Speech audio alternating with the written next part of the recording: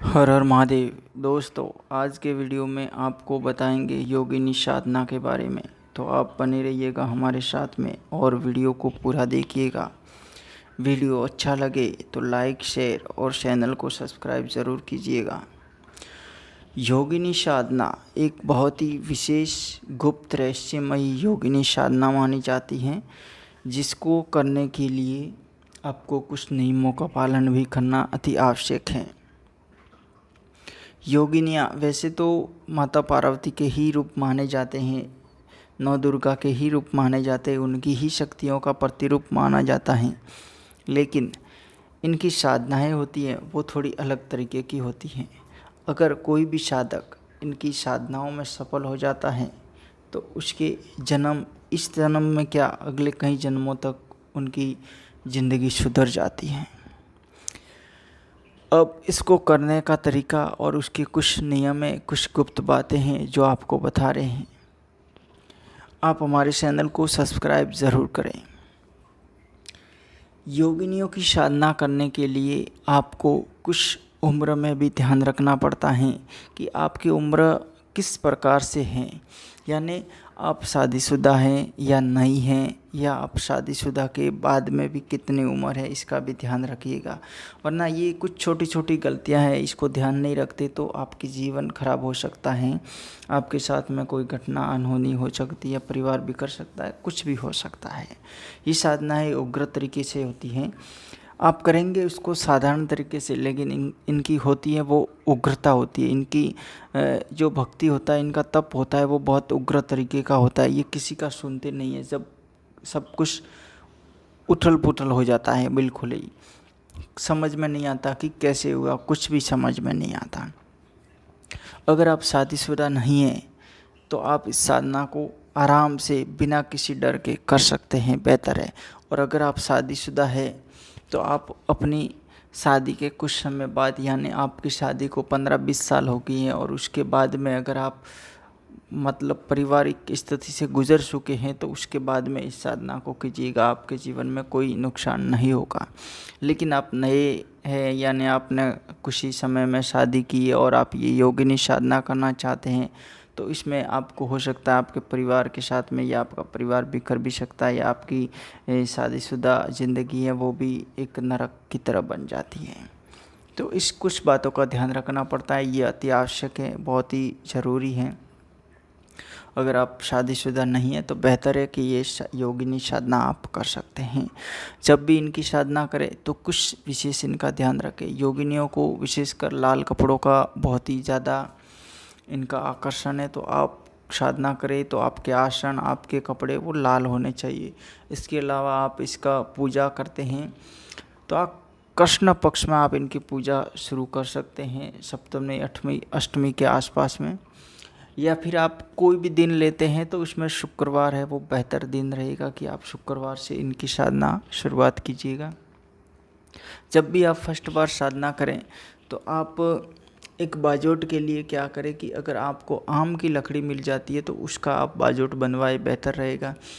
वो नहीं मिलती है तो आप अपने हिसाब से साधारण तरीके से भी इनका पूजा पाठ कर सकते हैं। जिसमें आपको ध्यान रखना है, प्रथम बार करते हैं तो षोडशोपचार पूजन कीजिएगा, बेहतर रहेगा।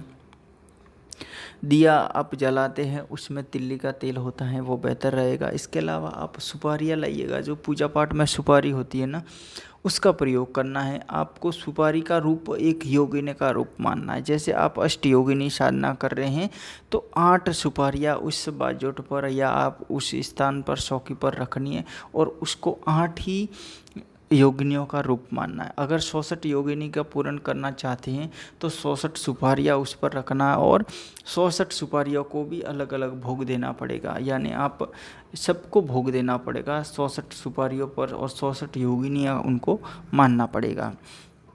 वो एक शक्ति का स्वरूप होता है। इसके अलावा आप जो भी पूजा पाठ करते हैं वो आप इस साधना को अगर थोड़ा सही तरीके से करते हैं तो ये मेरे को लगता है कि आप सही ढंग से करेंगे तो हफ्ते भर में इसका रिजल्ट आपको मिल जाता है।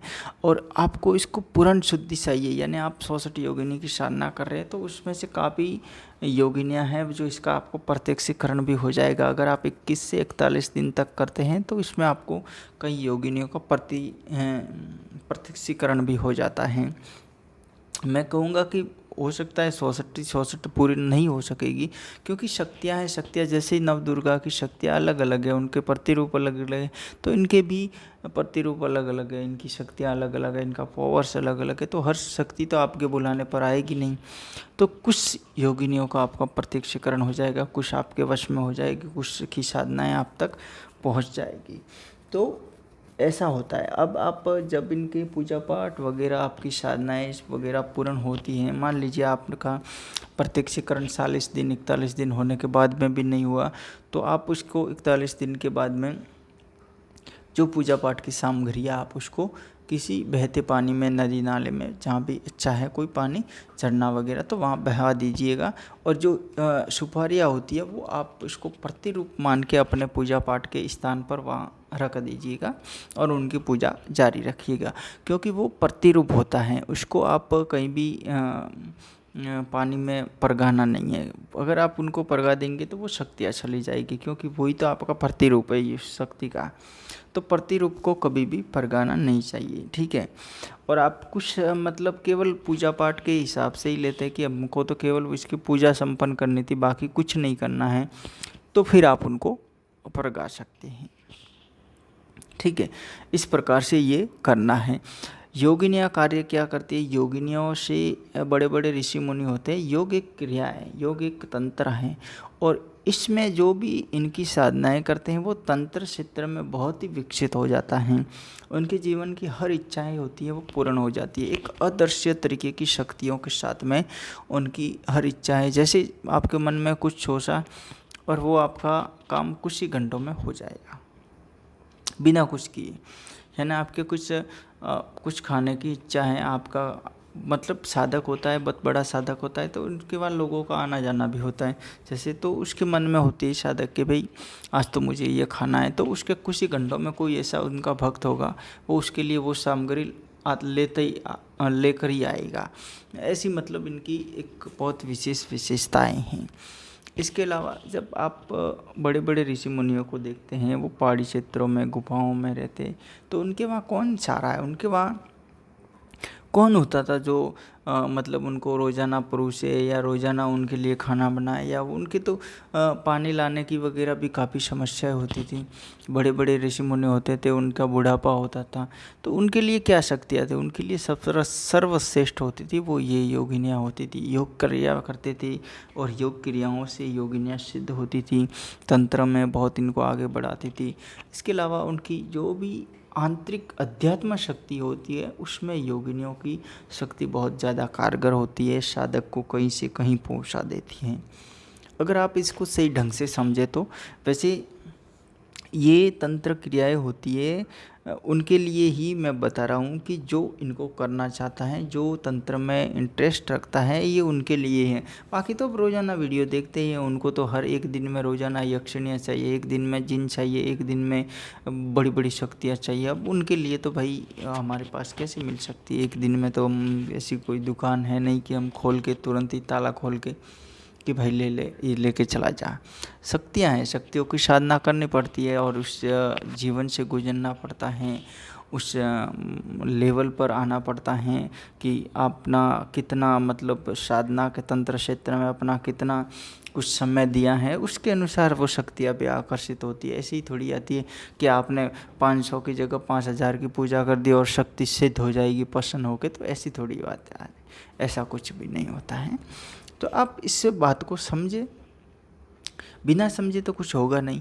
योगिनियाँ इससे सब कुछ होता है, षटकर्म पूर्ण रूप से होते हैं, लेकिन इनको सिद्ध करना पड़ता है। अब इनको सिद्ध करने के लिए तरीका वही होता है कि आप जब भी इनकी साधना करें एकांत रूप में करें, आप घर का कोई कमरा है तो वो चलेगा, लेकिन घर पर कोई भी साधनाएं होती है वो इतनी सिद्ध नहीं होती है। इनकी साधना करने के लिए आप तो या तो शिव दिवालय होता है, यानी शिव का स्थान कोई एकांत होता है जहाँ पर लोगों का आना जाना बिल्कुल कम होता है, वहाँ पर आप इनकी साधनाएं कर सकते हैं। रात्रिकालीन में बेहतर रहेगा। या फिर आप किसी ऐसे कोई पहाड़ी क्षेत्र में कोई हरा भरा एरिया है, कोई झरने वगैरह हैं, कोई पर्वत हैं, तो ऐसी जगहों में जाते हैं तो वहाँ पे भी बेहतर है। पर कोई नहीं मिलता है तो फिर घर का कमरा तो है ही, वो तो वहाँ पे घर के कमरे में क्या होता है कि बाहर जो साधनाएं 5 दिन में सिद्ध होती है वो घर के कमरे में 20 दिन भी लग जाते हैं, और हो सकता है उससे भी ज़्यादा समय लग जाता है। ये होता है, इनमें फ़र्क होता है, क्योंकि साधनाएं साधनाओं के तरीके से होती है। किसी के कहने से, खर्चा लगाने से, पैसे देने से ऐसी शक्तियां हैं वो सिद्ध नहीं होती है, उल्टी रुष्ट हो जाती हैं। इसलिए ध्यान से कीजिएगा। इनसे सब कुछ होता है, बस आपको करने का और अपने मन की जो भ्रांति है उसको सही रखने का है। हर हर महादेव। वीडियो अच्छा लगे लाइक शेयर सब्सक्राइब ज़रूर कीजिएगा। जय भोलेनाथ।